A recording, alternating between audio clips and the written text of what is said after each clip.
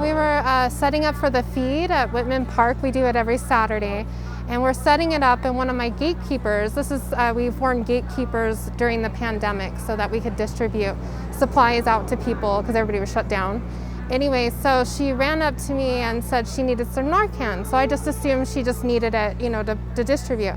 And then I heard a whole bunch of ruckus a little bit later, and I went over to the bathrooms and I saw a man laying on the ground in the bathroom, and he looked like he was dying. Like my heart dropped, my body dropped, and it was like the first thing that I saw.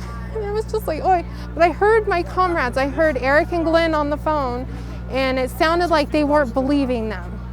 And I found out that the needle because we had the Narcan kits with the needle and the mixture, and it was like, and the needle bent, they had a hard time doing it, and we've been getting a lot of complaints about that.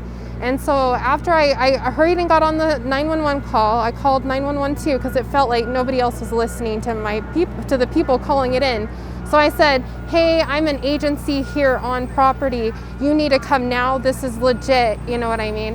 And so I ran to my car and I got a nasal spray, and I ran back up, and then all the police officers came and the ambulance and everything, and he started to get up and everything. It was just insane to see, and to see the judgment behind it, because you could hear the people, like other volunteers, or they're not understanding what's going on, and just feeling like it just felt like you were in a different realm than a lot of people around you. And I got to experience that and see the need for Narcan in our community. I hear about it, but you never know until you actually hear about it or see it personally, and he's doing well. So.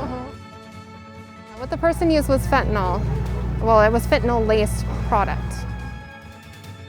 You always hear about, you always hear about it, and then you hear about the different things that are going around, so you try to share the information with everybody.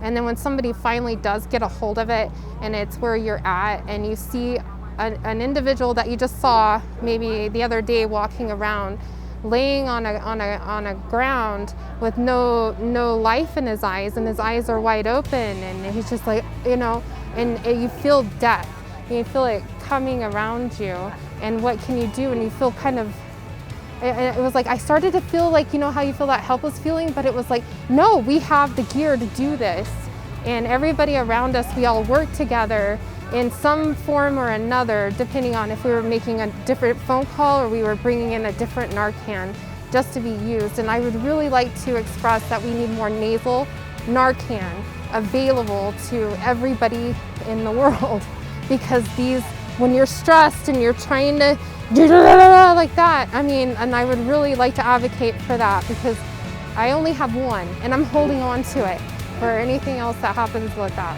So.